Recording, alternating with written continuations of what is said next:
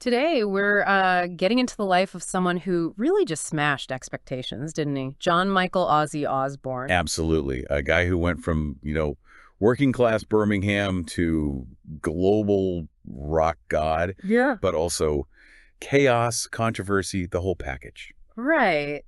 Welcome to the deep dive. We've gone through a whole stack of sources for you, articles, interviews, Ozzy's own book, I Am Ozzy. Yeah, a lot of material there. And our mission really is to cut through all the wild stories, well, maybe not all of them, but to give you the real picture.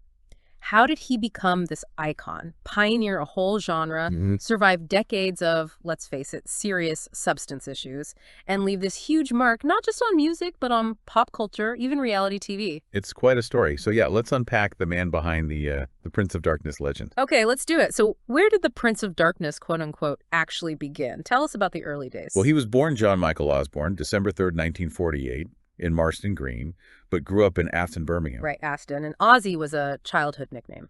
Yeah, stuck pretty early on. School was tough for him. Dyslexia, which wasn't really understood then. Developed that kind of hesitant, brummy accent people know. And it wasn't an easy childhood, sounds like. Some pretty dark stuff early on. No, definitely not. The sources mention some really difficult experiences, including sexual abuse by school bullies when he was about 11, and sadly, multiple suicide attempts as a teenager. It paints a pretty grim picture. Wow. So how did music come into this? Well, the story goes he heard the Beatles' She Loves You when he was 14, and that was it. Just bang. Knew he wanted to be a rock star, felt it was his destiny, So a classic struck by lightning moment. But he didn't jump straight into music, right? Left school early. Yeah, left school at 15, did a whole string of jobs, construction laborer, trainee plumber, apprentice tool maker, even worked in a car factory, tuning horns, and a slaughterhouse. Really gritty stuff. A slaughterhouse. Okay. And he had a brush with the law, too. He did. At 17, got convicted for robbing a clothes shop. Only spent 6 weeks in Winson Green prison, though. His dad refused to pay the fine. To teach him a lesson. Apparently so. Seems like it was a tough love situation. What's really key here, I think, is how all the struggles, the industrial landscape of Birmingham, it wasn't just background. It directly fed into the sound that Black Sabbath would create. How so? Well, think about it. That dark, heavy, almost oppressive sound. It didn't come out of nowhere. It reflected that bleak post-war industrial reality. It was raw, authentic. It wasn't just loud rock. It was the sound of their environment. Yeah, that makes sense. It gave it that weight. So, a tough start. Then this flyer. Ozzy Zig Needs Gig has on PA. That's kind of legendary. It really is. That led him to Geezer Butler in late '67 for a band called Rare Breed. Didn't last long, but then they reconnected. Right, with Tony Iommi and Bill Ward. And they weren't always Black Sabbath. No, they were Polka Tulk Blues first, which is quite a name. Yeah. Then Earth. Then finally, August '69, they landed on Black Sabbath. Inspired by the horror film. Yeah, and apparently Geezer Butler noticed people actually liked being scared by movies. They figured, why not do that with music? And it just clicked. And the sound. They really did pioneer heavy metal. It wasn't just loud, it was different. Totally. Gloomy sounds, dark lyrics. You had Iommi's massive riffs, often down-tuned because of his finger injury, which gave it that unique heaviness. Right. Butler's lyrics tackling things like war, madness, the occult. Ward's drumming, kind of heavy but almost jazzy sometimes. And then Ozzy's vocals. Eerie, that's the word often used. Exactly. Eerie wailing. It created this whole atmosphere. Their first two albums, Black Sabbath and Paranoid, both in 1970, were big hits commercially, got radio play. Which is amazing considering how different they sounded. It is. Then Master Reality in '71, top 10 US UK, went gold super fast. Even though some critics hated it initially, Lester Bangs famously called it doggerel. Doggerel, wow. But history proved him wrong. Massively. Rolling Stone later put it on their 500 greatest albums list. Then Volume 4 in '72, another million seller in the US. Sabbath, Bloody Sabbath in '73 was critically acclaimed a masterpiece, gripping, showed more finesse, they said. 5th platinum album in a row. Incredible run. Did it continue? Well, Sabotage in '75 got good reviews at first, best since Paranoid, some said. But looking back, people felt the chemistry was starting to fray. Ah, the first signs of trouble. Maybe. And Technical Ecstasy in '76 got mixed reviews. The band was described as unraveling.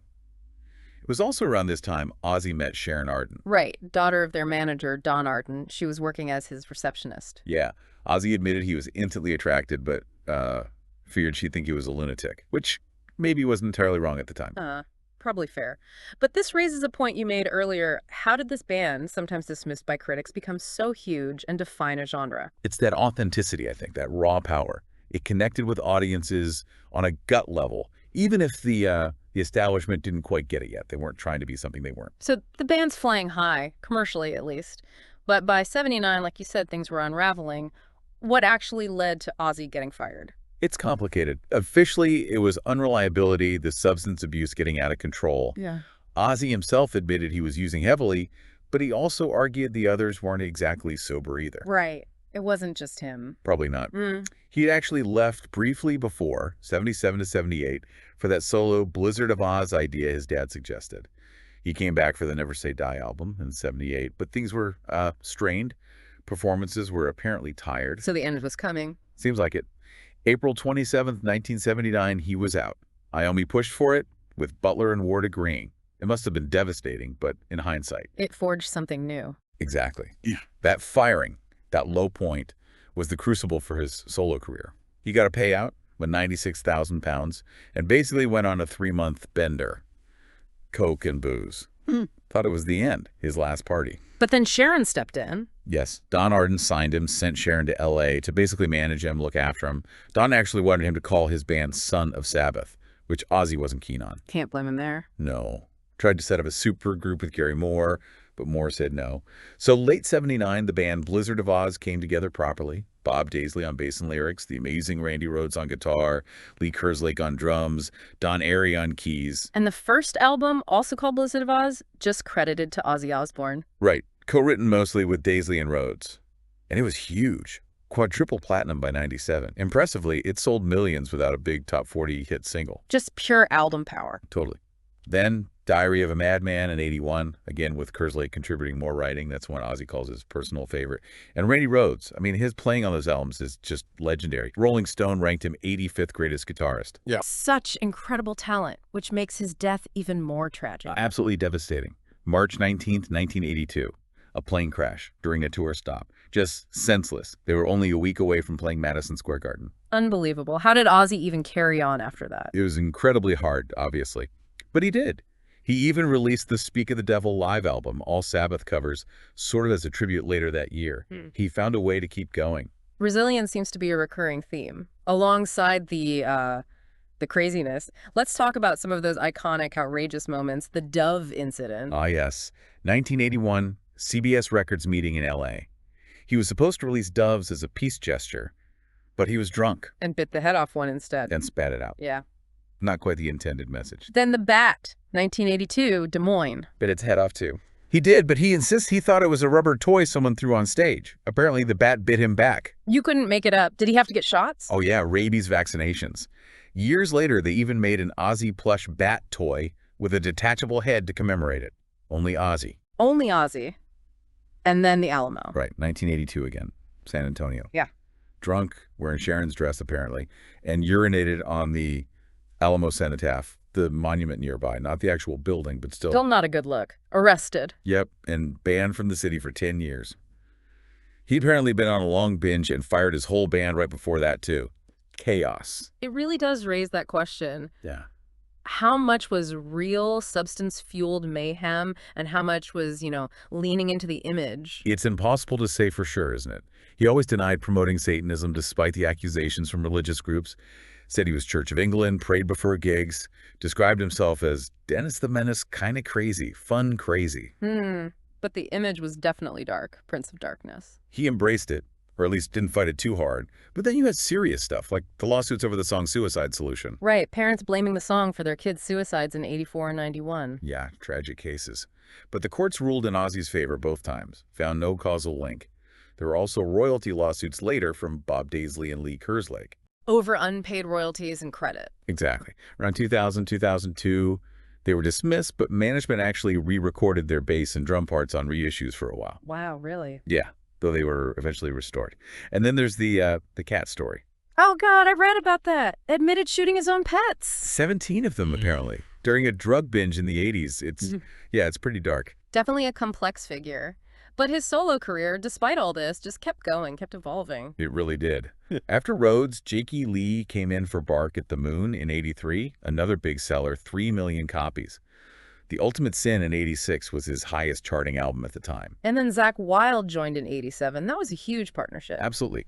Wylde became his longest-serving guitarist, a really key collaborator for decades. And Ozzy even cracked the top 10 singles chart in '88 with that duet with Lita Ford, Close My Eyes Forever. I remember that one. So he was adapting, moving beyond just pure metal. Yeah, the '90s showed that too. No More Tears in '91 had Mama, I'm Coming Home, big ballad. Collaborated with Lemmy from Motorhead on some tracks. And then he retired. The No More Tours tour in '92 didn't stick, obviously. He won a Grammy in '94 for I Don't Want to Change the World from the Live and Loud album. Best metal performance. Still metal then. Oh, yeah. Osmosis in '95 hit number 4, went double platinum. So he called the next tour the Retirement Sucks Tour. Perfect. What about the 2000s and beyond? Down to Earth in 2001 was his first new studio stuff in years, went platinum. Then the performance at the Queen's Golden Jubilee in 2002, performing Paranoid at Buckingham Palace. Surreal. Isn't it? Then the quad bike accident in 2003, really serious, broke his collarbone, ribs, and neck vertebra, stopped breathing, bodyguard saved him. Jeez. But even then he had a hit. While recovering, yeah. That duet of Changes with Kelly hit #1 in the UK, set a record for the longest time between first chart appearance and first #1 33 years. Incredible. Black Rain in 2007 was noted as his first album made basically sober, without stimulation. Had Gus G on guitar for a while from 2009, then Zakk Wylde came back in 2017, and in 2018, the No More Tours 2 announcement. Another retirement tour. Well, billed as his final world tour, he clarified he wasn't quitting gigs altogether, just the massive treks. But as we know, health issues later made that permanent. What's amazing is how he kept adapting, collaborating, even doing things like the Jubilee. He stayed relevant. And he wasn't just adapting musically. He became this huge media figure, largely thanks to Sharon. Ozzfest was massive. Right, huge. It started because Ozzy got rejected by Lollapalooza, apparently. Yeah. So Sharon and Jack basically said, fine, we'll do our own. It worked. Big time. First one in '96. Became this major platform for metal and hard rock bands, launched a lot of careers. Made a fortune, too. Over $170 million gross by 2005. Millions attended. Ozzy hit $50 million in merch sales alone. First hard rock star to do that. Wow. And then came the TV show. The Osbournes, 2002 on MTV. It was revolutionary, really. Nobody had seen a celebrity family like that, so unvarnished. Chaotic is maybe the word. Definitely chaotic. Yep. But compelling. Yeah. It became one of MTV's biggest hits ever and basically invented that whole genre of celebrity family reality TV we still see everywhere. Yeah, you can draw a direct line. His cultural impact went way beyond music at that point. Absolutely. He hosted award shows, did that travel show with Jack, Ozzy and Jack's World Detour, exploring history. He became this brand, this cultural phenomenon. Yeah. His willingness to just put his messy life out there was kind of groundbreaking. So, solo success, reality TV star. But the Sabbath connection never really went away, did it? Those reunions kept happening. No, it was always there. They formally reunited for Ozzfest in '97 with Iommi and Butler, recorded the live reunion album in '98, did well. With Bill Ward involved with that? Yes, for that initial reunion. Yeah. The full original lineup got back together again in November 2011, announced a tour and a new album. Right, the album 13 came out in 2013, but Bill Ward wasn't on it, sadly. Contract disputes, apparently. Brad Wilk from Rage Against the Machine played drums. Shame about Ward, but the album was huge, right? Yeah, topped the charts in the UK and the US, first time ever at the US for Sabbath. Then came the End Tour, 2016-2017, billed as the final farewell. Ending where it all began, in Birmingham. Exactly. February 2017. Though, Ozzy and Iommi did that surprise performance at the Commonwealth Games in Birmingham in 2022. So the finality was maybe a bit fluid. Seems fitting. And he kept making solo albums, too. He did. Ordinary Man in 2020, first solo one in nearly 10 years, got good reviews, hit #3 in the UK, then Patient Number 9 in September 2022. But his health really started to decline around then. Yeah. He revealed the Parkinson's diagnosis publicly in January 2020, though he said he'd been dealing with it for a long time, so I'm not dying from Parkinson's. But then he had that bad fall in 2019, damaged his spine significantly. That's what stopped the touring. Ultimately, yes. Repeated cancellations, and then in January 2023, he officially canceled the European tour, effectively retiring from touring. Said the spinal damage just wouldn't allow it. But he hoped to do smaller shows. Which sadly became impossible. It seems so. By 2025, the report said he'd lost the ability to walk due to the Parkinson's progression, which makes that final performance even more remarkable. The Back to the Beginning show, July 5th, 2025. Yeah. With the original Black Sabbath lineup at Villa Park in Birmingham, he performed sitting down, on a black throne, they called it. Wow. Must have been incredibly moving. I imagine so. And all the proceeds went to charity Parkinson's Research Children's Hospitals. It's quite something, isn't it? After everything, battling all those demons, health issues, to have that final, poignant moment on stage for charity. It really speaks to that enduring passion you mentioned. It does. And then just 17 days later, He passed away July 22nd, 2025, at home, age 76, surrounded by family. really seismic loss for music. Definitely. We've touched on the substance abuse throughout, but let's just consolidate that a bit. It was a lifelong battle, really. Oh, absolutely. Decades. Tobacco, alcohol, street drugs, prescription drugs. Tony Iommi even commented, Ozzy had the unhealthiest lifestyle imaginable, but somehow kept going. He claimed LSD for 2 years straight in Sabbath. Yeah, among other things. That first cocaine experience back in '71, it clearly impacted the bands. Don Airey left because of it. Rudy Sarzo talked about the unpredictability of the canceled shows. Yet he survived. Called it a very special kind of fortitude. Which is one way of putting it. He credited Sharon massively for saving him, managing his career, getting him into rehab. Like, after that awful incident in '89 when he apparently tried to strangle her during a blackout, 6 months in rehab followed that. Just incredible lows. Yeah, and the struggles continued. That issue with the Beverly Hills doctor's medication in 2003, relapsing in 2013 for about 18 months before getting sober again. He said in 2021 he'd been sober about 7 years then. Took him 19 tries to get his driving license. Because of the drinking, yeah. It's almost unbelievable he survived. They even sequenced his genome in 2010 to see if there was a biological reason for his resilience to substance abuse. Did they find anything? Some unusual variants related to addiction and metabolism. Nothing definitive. Just Ozzy being Ozzy, I guess. And his family life was complicated too. First marriage. To Thelma Riley in 1971, he called it a terrible mistake. Had 2 kids, Jessica and Louis, adopted her son Elliot. The kids later said he wasn't a great father back then, likely due to the lifestyle. Then Sharon. July 4th, 1982. Right. Independence Day, so you wouldn't forget the anniversary. Had Amy, Kelly, and Jack. Wrote songs for Amy and Jack. Lots of grandkids now.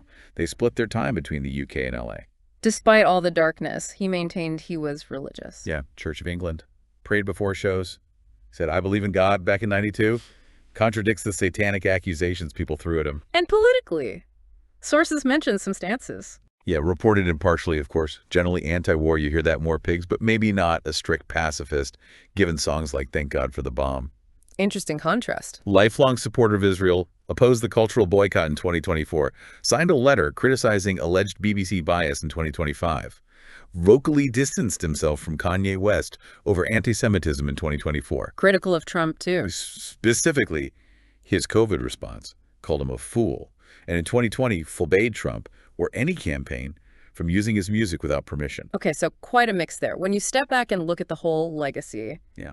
how do you sum it up? He didn't even like the term metal. No, he preferred just rock music. But you can't deny his role as a co-founder of heavy metal with Sabbath, an icon of hard rock, sold over 100 million albums combined. And the awards.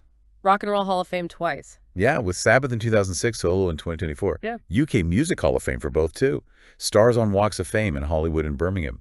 MTV Global Icon, Ivor Novello Lifetime Achievement, Grammy, NME Godlike Genius. The list is huge. Even the WWE Hall of Fame for appearing at WrestleMania 2 back in the day. And Freeman of the city of Birmingham with Sabbath just before the end in June 2025. That must have meant a lot. You'd think so, coming full circle. And Rolling Stone put him on their 200 greatest singers list in 2023. Plus the reality TV pioneer status. Appearances in games, commercials, even voice acting in Trolls World Tour. King Thrash. I remember that. His impact is just so broad. But ultimately, connecting it all is that authenticity, isn't it? Whether it was the raw music or the messy reality TV, he was just Ozzy. Flawed, chaotic, but undeniably real. He showed you could be the Prince of Darkness and also this sort of beloved, stumbling human being. Exactly. And that's a connection few artists ever achieve and why his legacy is so enduring. So we've really covered a lot here. An incredible journey from Aston, Birmingham to global icon status, forging a genre, battling serious demons, becoming a TV star, finding a final poignant act, all while being Well, uniquely Ozzy. It's an extraordinary life, no doubt about it. Definitely. So as you think about Ozzy Osbourne, the music, the madness, the resilience, here's something to ponder. We live in an age where celebrity image is often so tightly controlled, so polished. What can we learn from Ozzy's raw, unfiltered, often chaotic authenticity about the power, maybe even the importance of just being unapologetically yourself, even when that self is wildly unconventional?